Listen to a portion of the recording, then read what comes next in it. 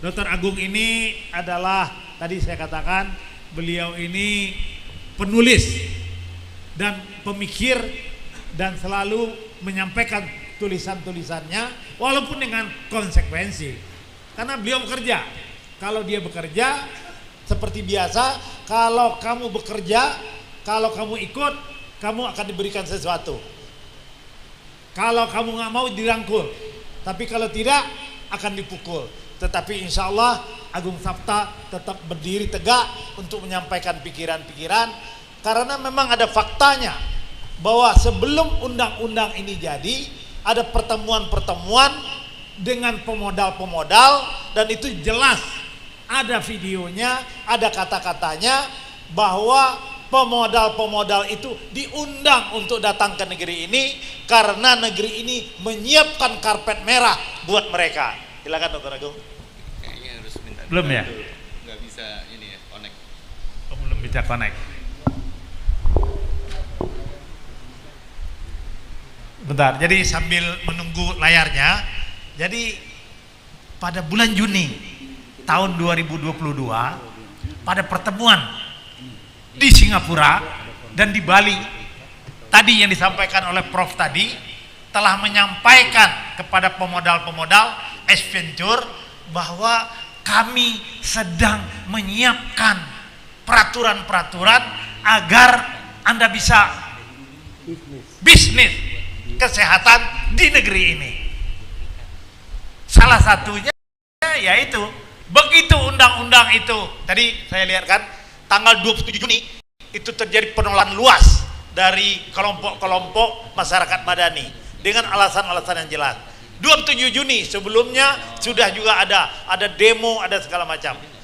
Tanggal 17 Juni kemudian undang-undang ini disahkan. Dan sesudah itu ada pertemuan 23 Juli antara presiden yang dulu, ya presiden apa namanya? Presiden yang apa? Yang Mulyono yang apa? Yang raja apa? Itu ketemu Xi Jinping ketemu Xi Jinping untuk bikin perjanjian bahwa namanya perjanjian Chengdu. Di perjanjian Chengdu itu, nah disinilah letaknya kenapa kita bicara tentang kedaulatan. Di situ ada 3 hal yang disampaikan. Satu, kerjasama untuk ibu kota baru. Ibu kota barunya sekarang jadi apa? Yang kedua adalah tentang suatu usaha ekonomi. Yang ketiga adalah tentang kesehatan. Untuk pembangunan rumah sakit dengan modal dari Cina, dan kemudian juga tadi ini yang adalah adanya laboratorium yang kemudian bisa jadi salah satunya adalah di dalam hal ini adalah tadi saya sampaikan adalah tadi adanya pelanggaran etika, tetapi juga ada yang namanya di pasal 346-nya, yaitu tentang pengumpulan informasi data genetik. Jadi data genetik orang Betawi, data genetik orang Jawa, data genetik orang Maluku Utara itu bisa dikenal. Kalau data genetik itu bisa dikenal, maka tentu saja tadi lemah kita. Kalau kita lemah, kita orang lemah berdaulat nggak? Orang lemah berdaulat tidak? Tidak. Nah, kedaulatan itu ditentukan dengan kekuatan. Nah, salah satu kekuatan tadi adalah kalau yang mengurus ini urusnya benar gitu. Salah satu mengurus benar adanya anggaran untuk itu. Nah, tadi kita katakan anggarannya nggak ada. Nah, kalau tidak ada anggaran, apa yang dikerjakan? Maka semuanya diurus dengan memakai program. Kalau program berarti sulit untuk dilacak, sulit untuk dilakukan upaya-upaya untuk memonitor, mengikuti apakah terjadi kebocoran apa tidak. Oleh karena itu penting sekali sebetulnya ada anggaran. Nah, kalau anggaran itu kan bisa ditetapkan oleh DPR, bisa diikuti, bisa adanya aturan-aturan. Nah, inilah kelemahan daripada undang-undang ini, dan kita berharap undang-undang ini tidak terus menerus menyakiti rakyat. Tadi rakyat miskin dihukum, kata Prof tadi, ya kan? Mereka harus nunggu, tahu-tahu mau dipanggil orangnya udah nggak ada karena sudah dipanggil lebih dulu karena penyakitnya sedemikian beratnya. Nah, tadi salah satu adalah tentang genetik tadi. Apakah Mas Agus sudah siap? Belum muncul ya Mas Agus? Sudah dicabut, masukkan lagi. Coba Mas Agus. Jadi ini hal yang kita sampaikan bahwa undang-undang inilah, kebijakan inilah yang menyebabkan. Jadi kita harus tahu yang bikin kita susah itulah kebijakan, dan kebijakan yang kemudian dipaksakan karena undang-undangnya tidak dibuat dengan partisipasi yang cukup. Siap? Nggak bergerak tapi. Bisa bergerak, pindahkan. Nah, bisa Mas. Bisa. Itu ada pindah. Oh, bisa. Bisa pindah. Ya, Bismillahirrahmanirrahim. Artinya 15 menit. Ya.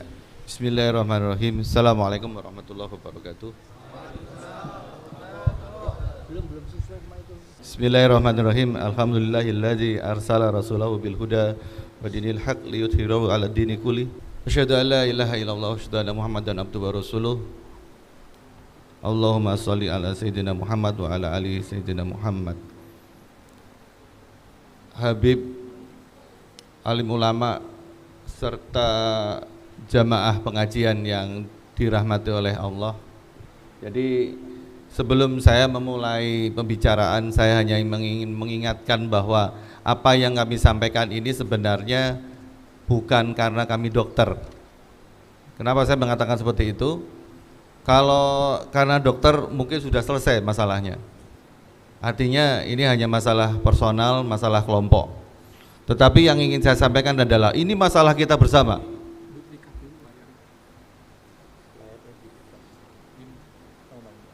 Jadi Prof Zainal ini satu-satunya dokter bedah epilepsi di Indonesia, dan beliau di Jepang diangkat sebagai profesor. Apakah itu menjadi sebuah penghargaan yang layak oleh seorang Menteri Kesehatan? Itu pula yang membuat saya harus berteriak bahwa nggak bisa, ini sudah tidak ada moral di sini. Ya, jadi indikator kita jelas, masalah adab itu jelas. Jadi apalagi kalau kemudian kebenaran itu didasarkan hanya untuk kepentingan-kepentingan tertentu seperti ini. Nah, yang ingin saya sampaikan adalah bisa.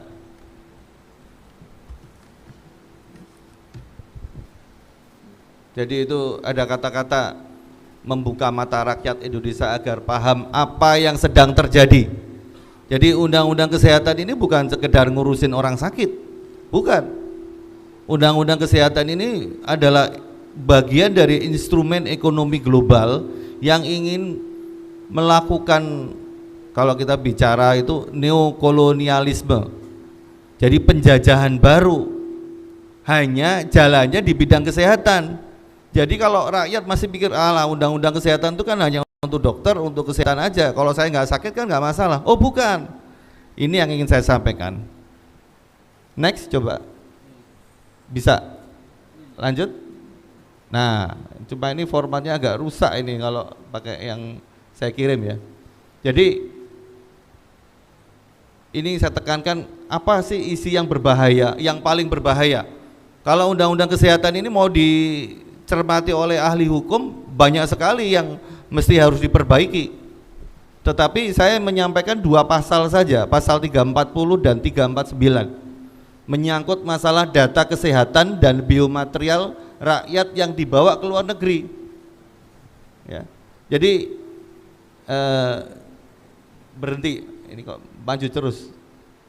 Nah, jadi pasal 340 itu kalau saya bacakan ya mungkin tidak terlalu jelas, adalah pasal di mana material genetik kita kalau diambil darah begitu, itu boleh dikirim ke luar negeri. Begitu pula pasal 349, data dan informasi yang dikelola oleh penyelenggara sistem informasi kesehatan. Artinya apa? Mungkin bapak-bapak udah kenal namanya Satu Sehat. Ya, Satu Sehat itu terintegrasi dan itu boleh dikirim ke luar negeri 2 pasal ini saja sudah membuat saya bertemu dengan pada waktu itu Menteri Sekretaris Negara ya, Pratikno, dan dia tidak bisa menjawab bahwa apa yang saya sampaikan itu benar. Ini masalah besar. Nggak ada negara yang mau mengumbar data pribadinya, data rakyatnya, tidak ada. Mungkin kita pernah tahu, Dex ya. Nah, sebelum ini saya cerita ini. Jadi Pak Menteri Kesehatan itu membuat yang namanya Biomedical Genome Science Initiative, BGSI, seperti hanya namanya itu. Dia itu tugasnya mengumpulkan data. Awalnya 10.000 sampel dalam 2 tahun. Akhirnya diinginkan 10.000 dalam 1 tahun, 100.000 dalam 5 tahun. Begitu ambisinya sampai kemudian melakukan yang namanya pemeriksaan kesehatan gratis saat ulang tahun. Kalau dokter bicara tentang itu aneh, ngapain harus dilakukan pemeriksaan saat ulang tahun? Hanya membuang-buang uang. Itu masalahnya. Next. Lanjut.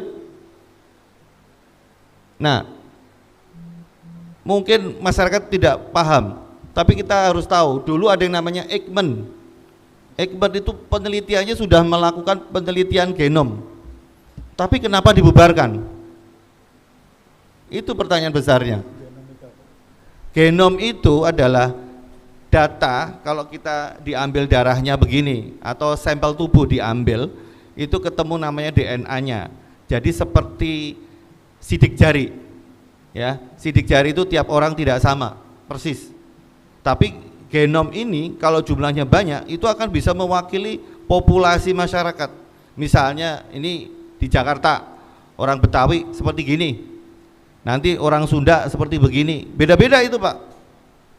Indonesia itu berbagai macam kepulauan, suku bangsanya banyak. Lalu itulah yang membuat data itu kurang kalau jumlahnya hanya 10.000. Terus ditambah seperti itu. Nah, sekarang penelitiannya itu tidak dilakukan di Ekman lagi. Yang berkembang apa? Punyanya Mokhtar Riyadi. Mokhtar Riyadi siapa? Yang punya Lipo, punya Siloam. Ya, jadi peneliti-peneliti kita itu dibajak. Data-data yang pernah dilakukan oleh Ekman itu kemana? Tidak jelas. Lanjut, slide selanjutnya. Nah, kita pernah tahu dulu namanya Bu Siti Fadilah, Menteri Kesehatan. Ya, ini histori dengan FPI gitu ya. Pernah menyatakan bahwa itu flu burung itu sampel genetiknya itu dicuri, dijadikan apa? Vaksin. Nah, kalau dulu Menteri Kesehatan itu membela kepentingan kedaulatan kesehatan, yang sekarang justru sebaliknya, mengubar seperti itu. Lanjut. Yang jadi masalah, datanya cukup jelas, ya. Kalau itu bisa dibaca nanti ya. Di situ tuh ada istilahnya apa ya, kalau saya bilang Pak Menteri ini terlalu vulgar, saya bilang saking vulgarnya itu dia lupa bahwa apa yang dia kerjakan itu, yang dia pamerkan itu justru menunjukkan kejahatan dia. Kenapa saya katakan seperti itu? 50% data dari whole genome sequencing yang diperiksa oleh BGSI tadi punyanya Indonesia itu sebenarnya dibantu sama BGI, Beijing Genome Institute. Punya siapa? Punya Cina. Dan BGI itu mengikuti undang-undang intelijen Cina. Jadi BGI itu punyanya Cina itu menjadi kiblat pemeriksaan BGSI genom tadi, darah kita yang diambil tadi itu. Ya, tadi Dr. Bahar bicara tentang perjanjian Chengdu. Perjanjian Chengdu itu salah satu poin pentingnya kerjasamanya adalah memberikan bantuan bank genom. Cina itu memberikan bank genom ke kita, ke Indonesia. Buat apa? Ya mereka yang ngumpulin data. Bisa dijual, tapi yang paling menakutkan apa? Itu bisa menjadikan senjata biologis istilahnya ya, precision killer. Saya mau bunuh orang Sunda saja, Betawi saja nih, biar di peaknya ini bisa berkembang. Bisa dia buat begitu, nggak usah se-Indonesia. Dengan cairan, dengan obat, dengan apapun yang sama, tapi tidak semua mati. Jadi makanya yang kita takutkan adalah pandemi berikutnya itu berdasarkan genomik tadi. Pilih-pilih Pak. Orang Cina udah masuk ke Indonesia, yang diminum airnya sama, yang dihirup udaranya sama, tapi orang Cinanya nggak mati, orang Sundanya mati, orang Betawinya mati, ya kayak di mana yang di Sulawesi, Morowali, itu lama kelamaan Morowali dikuasai Cina. Kenapa? Orang aslinya mungkin sudah hilang, tidak disadarin bahwa ada penyakitnya, ada kematian yang dan sebagainya. Lanjut. Nah, jelas bahwa kedaulatan kesehatan itu terancam dan yang dirugikan cuma satu, rakyat. Lanjut. Pemerintah kita, maaf, saya bilang pemerintah di sini oknum ya, nggak pernah mikirin seperti itu. Yang dipikirin cuan, ya. Lanjut. Ini nggak perlu saya jelaskan. Kalau ada yang mau pelajari silahkan nanti. Lanjut. Ya, lanjut. Nah, ini saya hanya menggambarkan yang gampang saja. Ya, bagaimana yang namanya health industry, jadi industrialisasi kesehatan. Jadi kalau kita pikirkan, oh bagus kalau industri kesehatan kita maju. Bukan itu. Industrialisasi kesehatan itu adalah bagaimana kesehatan itu menghasilkan cuan, menghasilkan uang dari hulu sampai hilir, seperti itu. Kayak pabrik mobil gitu ya, dibuat bagaimana murah dan sebagainya. Memang iya dibuat murah, tapi kemudian uang yang dihasilkan itu lebih besar. Ya. Jadi bagaimana, saya cerita di situ, infrastruktur dibangun dulu, laboratoriumnya dibangun, dibantu sama siapa? Bill Gates dan Cina. Jadi Bill Gates kesini itu sudah lama, udah memberikan cuan dulu, ngasih DP seperti itu, sebelum ketemu dengan Pak Prabowo. Kemudian apa? Dia kasih reagen. Reagen itu apa? Alat yang untuk kemudian bisa memeriksa darah dan tadi itu medianya tadi itu namanya reagen. Gratisan. Apa iya orang ngasih gitu gratisan? Mesti ada maksudnya. Kemudian yang kedua, data dikumpulkan. Kita sudah tahu sekarang ini data lewat apa? Satu Sehat. Kemudian satu Sehat itu gini, kalau Bapak Ibu, Bapak ya sakit di mana di A gitu bisa diketahui lewat Satu Sehat. Di setiap rumah sakit sudah terintegrasi semua. Kemudian data rakyat dikumpulkan lewat apa? Pemeriksaan kesehatan gratis. Belum lagi kalau ada pemeriksaan-pemeriksaan lain yang tersembunyi kita tidak tahu. Yang ketiga, sudah merubah regulasi. Undang-undang kesehatan itu sudah dibuat. Ya. Untuk apa dibuat? Salah satu yang poin pentingnya adalah bagaimana transaksi data tadi ke luar negeri itu bisa dengan mudah. Dulunya tidak semudah itu. Yang keempat, data itu akan digunakan untuk apa? Membuat vaksin, membuat obat, membuat alat kesehatan. Sekarang zamannya AI, artificial intelligence. Dikit-dikit AI, dikit-dikit AI. Kesehatan juga begitu. Bahkan diprediksi dokter sama guru itu nanti akan berkurang jumlahnya karena sebagian besar diganti sama alat seperti itu. Dan yang paling mengenaskan adalah semua produk yang dihasilkan tadi akan dijual balik ke Indonesia dengan harga mahal. Ini yang saya bilang bahwa undang-undang kesehatan itu sebenarnya tidak terkait dengan masalah kesehatan, tapi bagaimana kesehatan itu menjadi pintu masuk mereka untuk berdagang, untuk berbisnis, itu masalahnya. Lanjut. Ya. Jadi dua hal poin penting. Pertama adalah undang-undang kesehatannya bermasalah. Yang kedua, ada seorang aktor yang sampai sekarang itu susah dijatuhkan, susah direshuffle. Karena kekuatannya melebihi kekuatan presiden. Ini yang saya bilang, kita harus dukung Pak Prabowo, tapi memang Pak Prabowo tidak dalam posisi mudah dalam hal ini, terjerat dengan berbagai macam kepentingan. Lanjut. Nah, siapa yang untung, siapa yang rugi? Ini tapi nggak muncul di sini. Yang saya bacakan aja. Kalau kita bicara tentang oligarki global, apa yang dia dapat? Data DNA tadi gratis ya, murah, kemudian dia bisa membuat paten obat, bisa membuat vaksin. Perusahaan asing yang membeli, ini kan oligarki ini menjual kayak broker, kayak makelar. Aku mau bisnis di sini, kamu mau nggak bisnis? Tak kasih datanya. Nah, perusahaan asing membeli data itu. Dia melihat Indonesia sebagai apa? Pasar untuk menjual obatnya, produk-produk apapun, vitamin dan sebagainya, seperti itu. Lalu bagaimana dengan kita rakyat Indonesia ini? Hanya menjadi kebun percobaan. Dikasih berapa triliun, mau deh jadi uji coba vaksin TBC, seperti itu. Uji cobanya mungkin benar, tetapi ketika kita tahu yang membawa adalah Bill Gates, hati-hati, Amerika saja menolak. Negaranya saja menolak. Amerika saja keluar dari WHO, Rusia saja keluar dari WHO.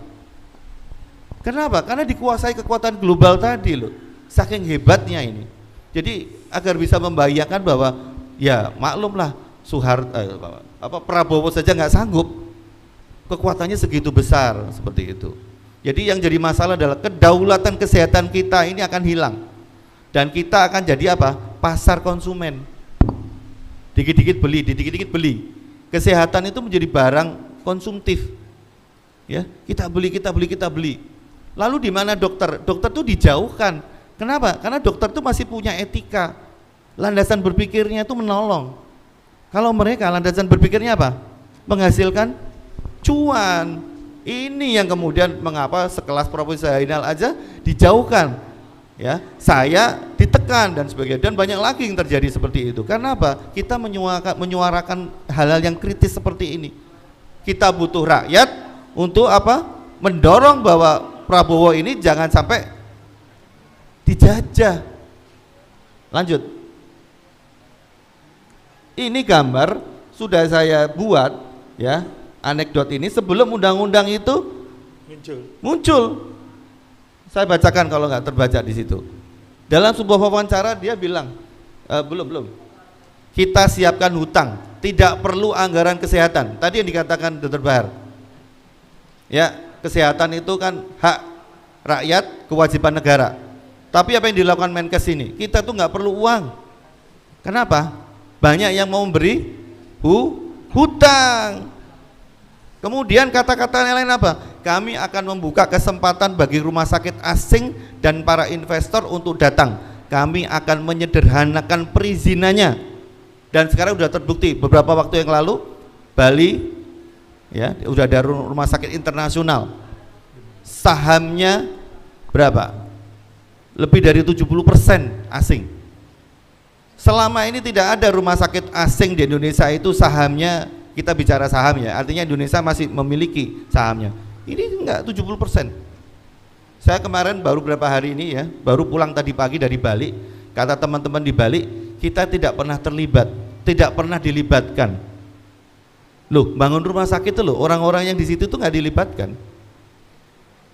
Jadi apa, kenapa ada di situ? Ya karena tadi bisa menghasilkan cuan seperti itu.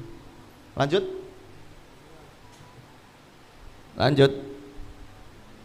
Nah, ini buktinya, ini contoh nyatanya. Bill Gates datang ke Indonesia itu nggak tiba-tiba.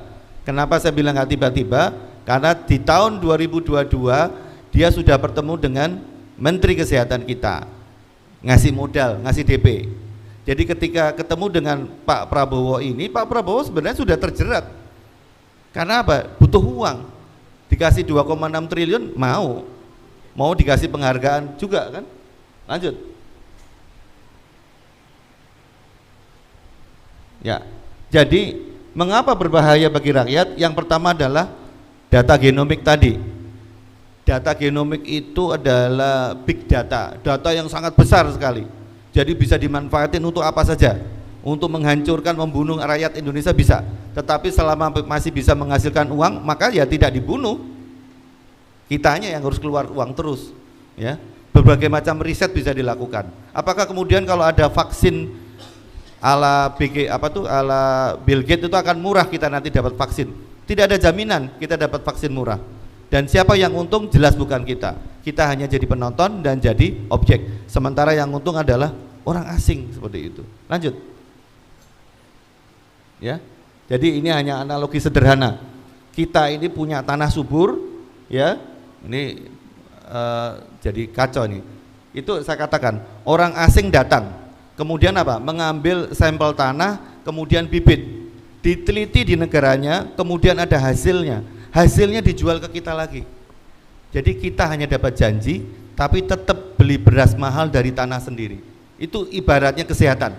Jadi skup kita tentang kesehatan harus diperluas, bukan hanya masalah sakit, bukan. Kita bisa dibuat sakit kok, ya. Kita nggak sakit aja bisa jadi butuh. Butuhnya kenapa? Ya dikit-dikit nanti, misalnya nih ya, oh Bapak punya potensi sakit kanker, harus minum vitamin ini, seperti itu. Bisa jadi seperti itu. Itu yang ingin dilakukan oleh Menteri kita. Mungkin itu yang saya sampaikan ya. Next terakhir. Ya, tadi sudah disampaikan Prof. Zainal, ada minimal 3 pasal ya, pasal 28 hak atas kesehatan, kemudian pasal 33 tentang penguasaan hajat hidup orang banyak oleh negara, dan pasal 34 ayat 3 bagaimana tanggung jawab negara dalam penyediaan layanan kesehatan layak. Jadi kalau ini sudah hilang, berarti negara kita ini sudah berubah.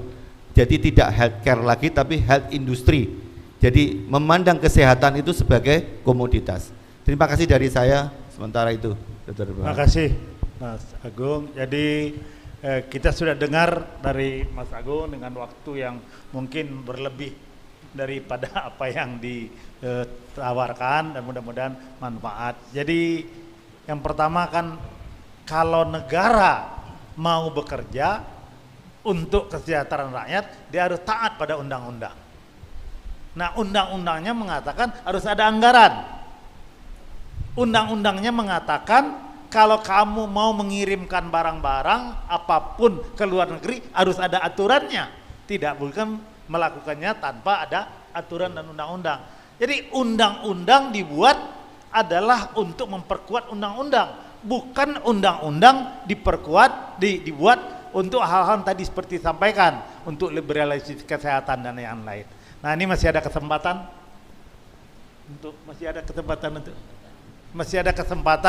mungkin sekitar 15 menit untuk kita saling bertanya atau mengomentari hal-hal yang mungkin disampaikan tidak begitu jelas. Silakan dari hadirin sekalian yang saudara-saudara yang dicintai oleh Allah, persis 10 Muharram ini mudah-mudahan kita bisa lebih mendalami kenapa kedaulatan kesehatan itu penting gitu, dan bagaimana kedaulatan kesehatan itu kita upayakan, bukan dengan diam, tapi untuk paham betul, sadar betul, dan menyampaikannya. Dan itu hak kita sebetulnya. Ini kan hak kita untuk berkumpul, hak kita untuk menyampaikan. Silakan. Mungkin dari Muhammad. Silakan, Bin.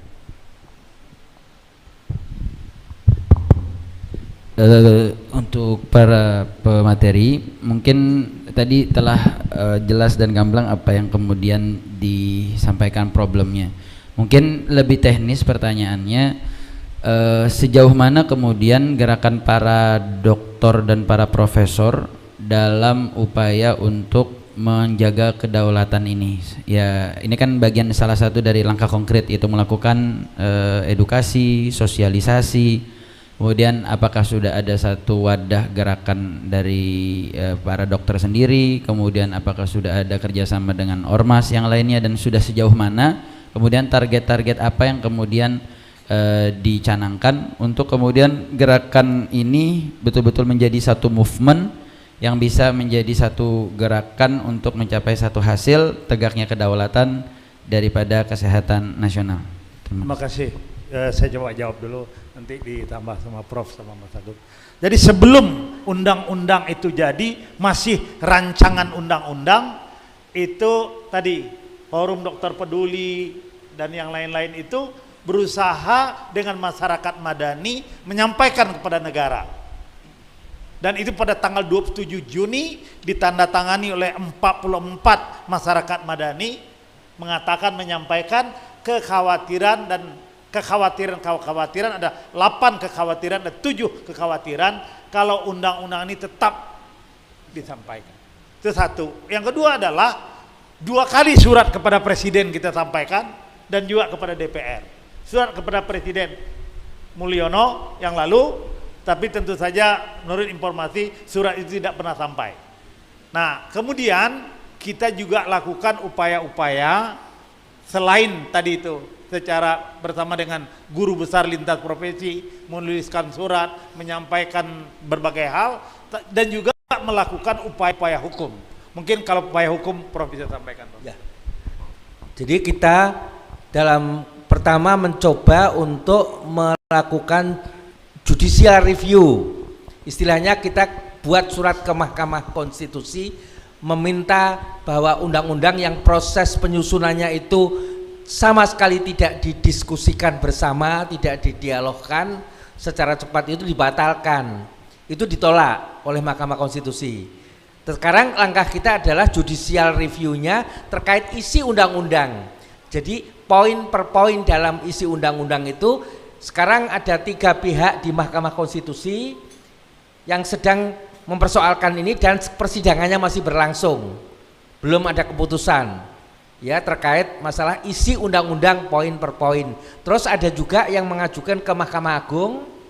Terus satu lagi yang kemarin sudah diputuskan kita kalah itu di PT UN. Kita mengajukan ke PT UN terkait masalah, tapi PT UN itu menguji isi peraturan Menteri Kesehatan, isi peraturan pemerintah terhadap undang-undang. Tetapi kalau Mahkamah Konstitusi itu dia menguji pasal-pasal undang-undang kesehatan itu terhadap undang-undang dasar. Itu yang sekarang masih berlangsung secara hukum.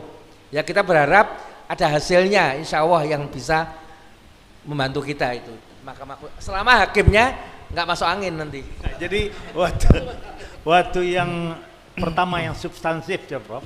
Yang uji formil. Uji formil itu 4-5. 4 memenangkan, yang 5 mengalahkan ya Mas Agus. Menolak. Dan itu alasannya sangat clear sebetulnya. Itu kan suasana sebelum pemerintahan yang baru. Dan masih ada Anwar Usman. Nah masih ada Paman, masih ada Paman di situ waktu itu gitu. Ya, jadi itu barangkali kalau suasananya beda, hasilnya juga beda barangkali. Mas Agung silakan. Ya, jadi upaya hukum itu memang harus dilakukan dan tidak hanya oleh para dokter atau praktisi kesehatan, tapi oleh rakyat. Kenapa rakyat? Karena ini adalah kepentingan rakyat. Rakyat harus menuntut haknya, harus menuntut kewajiban negara dijalankan sesuai dengan konstitusi seperti itu. Dan yang dilakukan oleh, maaf kalau saya bilang BGS itu adalah agen asing seperti itu, karena dia tidak bekerja sendiri. Tidak mungkin seorang Menkes yang seperti ini dia terampil ke sana kemari dan sebagainya kalau tidak ada punya tim seperti itu.